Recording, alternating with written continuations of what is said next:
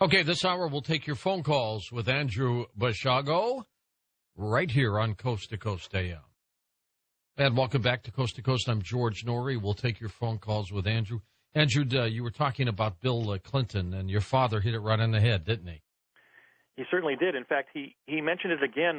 We were camping at Mount Shasta in the late 70s, and he asked my brother and I what the future would hold. And I think I said that that flying car featured in Star Wars would become dominant by the time I was an adult. And he said, well, boys, I can tell you this.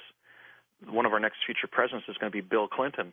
And I really wasn't thinking about my project experiences as a youngster, even there in my late teens or mid-teens. And we found that statement so funny that we actually fell off the picnic table bench laughing at his statement that somebody named Bill Clinton was going to be president.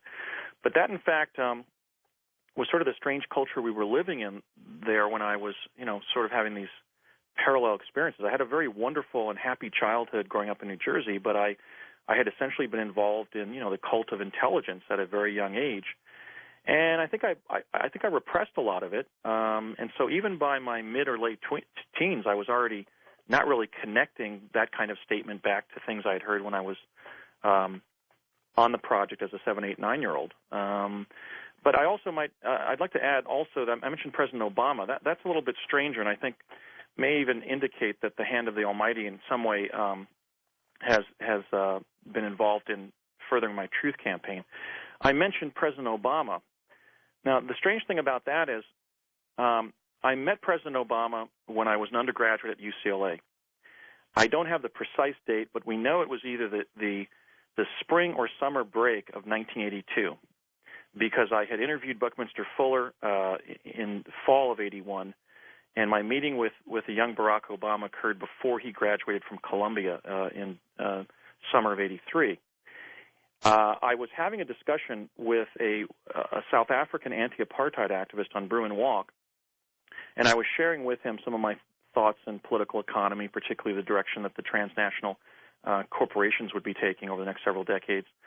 And he said, listen, I have a house guest I'd like to introduce you to. I think he'd be fascinated by what you have to say about what Bucky Fuller shared with you and some of your ideas in political economy. And so I went with this individual over to his house in West Los Angeles, and I had a discussion that lasted about a half hour with a young student who was back in Los Angeles after having spent a year at Columbia. And he explained to me that his name was Barack Obama and that he was in L.A. Visiting his friends from his 2 years at Occidental College in Eagle Rock, California. Mm-hmm. And our discussion about the corporations, I was taking a much more radical take on where the corporations were going, the possibility that they might enslave humanity, destroy the environment. Barack Obama was taking a much more sort of liberal position that they were necessary institutions in society, a much more lawyerly analysis. And so our conversation unraveled essentially into an argument. And our host said to me, you better be nice to him, Andy, because he's going to be president of the United States someday. So the incredibly serendipitous thing is that as somebody, I'm sure that neither of them at the time understood that ultimately I would be able to make sense of that comment, because I, in fact, had previously in my life been one of the children attached to the very classified defense-related research and development program where quantum access technologies were developed that would allow the U.S. government to identify a particular person of interest like a future president and literally approach them and brief them. But clearly, now Barack Obama was born in August of 61. Myself in September of 61. We're literal contemporaries. And that meeting with President Obama occurred when we were 20 years old. So in the case of President Obama, he had 27 years to prepare psychologically for the presidency. I presume he must have been briefed by Zbigniew Brzezinski, who was his mentor at Columbia. Zbigniew Brzezinski had just served as national security advisor for President Carter. He sure was. And surely a globalist, Andy. Yes, and I know I can date it to that time frame, so that indicates that after spending a year at Columbia, by that time, a young Barack Obama had already been approached by our government and at least informed about his destiny. In a similar way, I was informed of my destiny as somebody who would be principally associated in society with the discovery of life on Mars, not simply because I was told that when I was a child attached to Project Pegasus, but I was shown and asked to read my paper, The Discovery of Life on Mars, that I published last year in 1971. I was shown the 2008 version and required to read it. And when I asked, well, why do I have to read this paper that I'm going to write, 37 years from now, they said, so that when you do write it, it contains as much data about Mars as possible.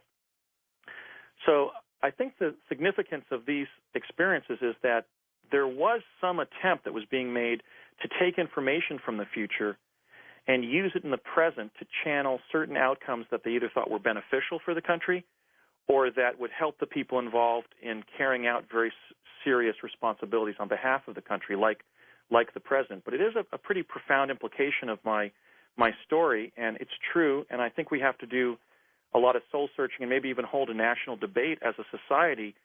What are we going to do now about the presidency, now that we know that the presidents, in fact, have been given prior knowledge of their destinies as president? It's an incredibly complicated thing to resolve politically and philosophically. Absolutely. Okay, to the phones we go. This hour will go by very quickly. East of the Rockies, Boston, Mass. we go. Hello, Lori. Welcome to the show. Hi. Nice to speak with you and your guest. I have a question about the holographic film that your guest viewed on Jesus. And I know in another show it was mentioned that the police arrest report of Jesus was on the Internet, and they give descriptions when they arrest someone. And he was listed as 4'8" and a hunchback. And I just wanted to know if this is true, or did he look, more like what they depict in paintings of him and, things like that. That's a fascinating question. The individual being crucified in the hologram, or actually it was a documentary, black and white documentary film of a hologram of somebody from that era being crucified. They had concluded it was Jesus of Nazareth. But, of course, there were something like 600 men of Jesus' time and age who, in fact, were executed in that way during the period when he was crucified. The individual in the film was very emaciated. He had black hair and a beard. He was essentially a European male with a sort of an aquiline nose and slightly droopy eyes, not unlike, in fact, Sylvester Stallone's.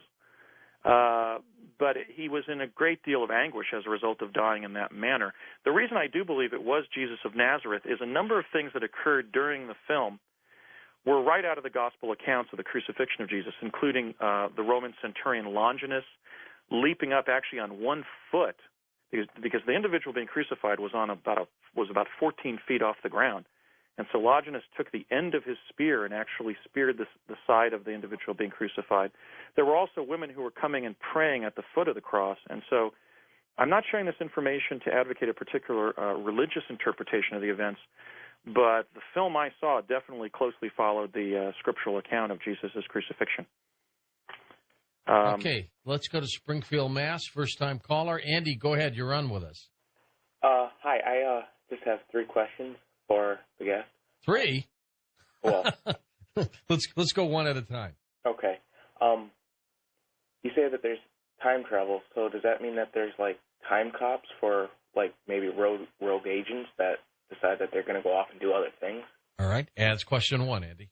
I have no knowledge of time cops, but I do know that in one of the seminars about teleportation, one of the reasons that the program gave for not introducing the technology socially was the concern that rogue elements, or in fact they mentioned organized criminal networks, would get hold of the technology and improve it, and in that way oppress society by, for example, committing crimes and then teleporting elsewhere to evade arrest. So certainly the issue of policing teleportation was within the contemplation of the program sponsors, but I don't remember the notion of time cops ever being articulated any further than that. All right, number 2, Andy. Was Gene Roddenberry the creator of Star Trek from the future?